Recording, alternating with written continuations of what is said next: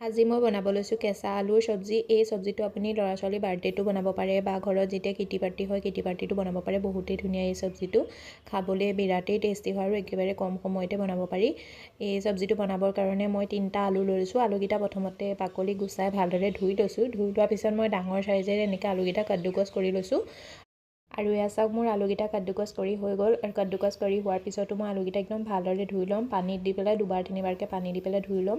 ধুই পেলাই এখন চালনীত উলিয়াই পেলাই থৈ দিম। অকণমান মানে পানীটো সৰি যায় আৰু তেনেকুৱালৈকে বহুত বেছি দেৰি থ'ব নালাগে। মানে পানী থাকিলে বহুত ভালদৰে মানে বনাবলৈ অকণমান অসুবিধা হয়। ইয়াত মই চালনীখনত আলুখিনি 5 মিনিটমানৰ কাৰণে এনেকৈ পেলাই চালি থৈ দিছোঁ। ইয়াৰ পৰা অলপ পানী সৰি গৈছে আৰু এতিয়া মই গোটেই আলুখিনি এটা বাচনত এনেকৈ উলিয়াই ল'ম।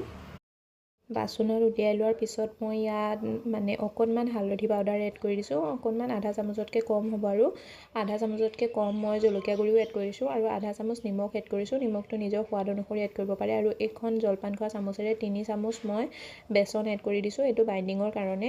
এইখিনি মই এতিয়া ভালদৰে মিলাই ল'ম আৰু ধ্যান ৰাখিব যে নিমখ এড কৰাৰ কাৰণে আলুখিনিত পানী আকৌ হৈ যাব পাৰে।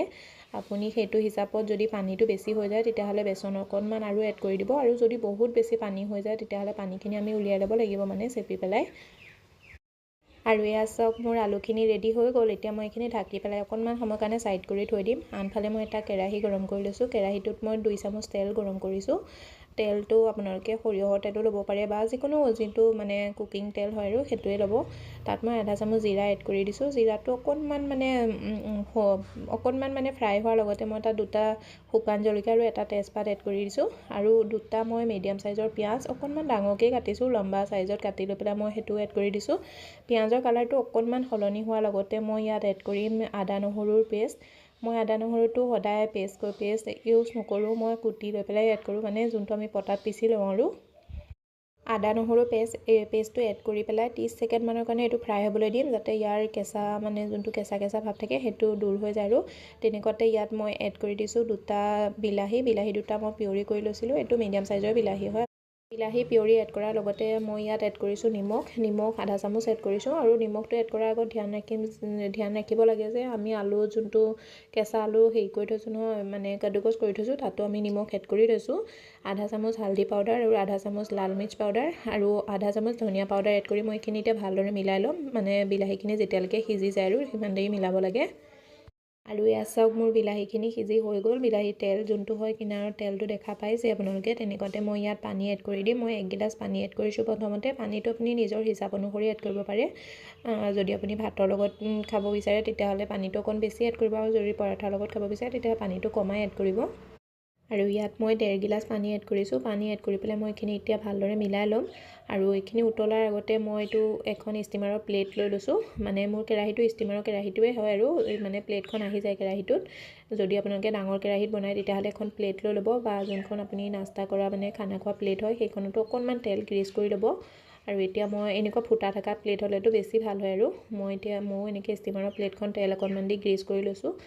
আৰু মই কাদ্দুকছ কৰি থোৱা আলুখিনি যোনখিনি মানে বেচনত মিলাই পেলাই থৈছিলোঁ, সেই আলুখিনি এনেকৈ সৰুকৈ এটা বৰা নিচিনাকৈ বনাই পেলাই এড কৰি দিম। এইটো যাতে যেতিয়া মানে আমাৰ কি হ'ব, মানে যোনটো আমি তলত গ্ৰেভি বনাই থৈছোঁ সেই গ্ৰেভিটো সিজি থাকিব আৰু ওপৰত এইটো আমাৰ ষ্টিম হৈ থাকিব। আলুখিনিও এবাৰতে হৈ যাব, সময়বোৰো বাচি যাব আমাৰ তেনেকুৱাত, আৰু খাবলৈও বিৰাটেই টেষ্টি লাগে।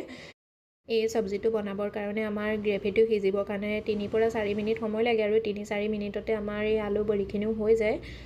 আপুনি এইটো ল' টু মিডিয়াম ফ্লেমত ৰাখি দিব। যেতিয়া মানে বড়িটো এড কৰি দিব, বড়িটো ফ্ৰাই হৈ যাব আৰু চব্জিখিনিও আপোনাৰ গ্ৰেভিটোও কমি নাযায়। আৰু এয়া চাওক, মোৰ বড়াখিনি হৈ গ'ল। সেইখিনি মই উলিয়াই ল'লোঁ, ছাইড কৰি থৈ দিলোঁ। থোৱাৰ পিছত মই ইয়াত আধা চামুচ গৰম মছলা এড কৰি দিছোঁ। আৰু গৰম মছলাটো এড কৰিলে খাবলৈ অকণ ভালেই লাগে, আপোনালোক সকলোৱে জানেই। গৰম মছলা এড কৰি পেলাই ইয়াত মই এতিয়া যোনখিনি বড়া বনাই থৈছোঁ মানে আলুৰ, সেই বড়াখিনিও এটাকৈ এড কৰি দিম। আৰু ল' টু মিডিয়াম ফ্লেমতে মই 2 মিনিটমান এই বড়াটো ঢাকি পেলাই সিজিবলৈ দিম। আৰু এয়া চাওক, মোৰ বড়াখিনি এড কৰি হৈ গ'ল। এতিয়া মই এইটো 2 মিনিটমানৰ কাৰণে ঢাকি পেলাই সিজিবলৈ দিম, আৰু যাতে বড়াখিনিও গোটেই গ্ৰেভিখিনিত ভালদৰে মিলি যায়। এই চব্জিটো খাবলৈ বিৰাটেই টেষ্টি হয়। আৰু এনেদৰে এবাৰ এই চব্জিটো বনাই চাবচোন। আৰু যিসকলে খাইছে তেওঁলোকেতো জানেই ইয়াৰ টেষ্টটো, যিসকলে নাই খোৱা এবাৰ ট্ৰাই কৰি চাবচোন, বহুতেই বেছি টেষ্টি হয় আৰু সময়বোৰো বাচি যায়। মানে কম সময়তে আপুনি এটা বহুত ধুনীয়া চব্জিও বনাই দিব পাৰে। ঘৰৰ মানুহে সকলোৱে ভাল পাব, ল'ৰা ছোৱালী আলহী আহিলে সকলোৱে ভাল পাব। আৰু এয়া চাওক মোৰ চব্জিটো ৰেডি হৈ গ'ল।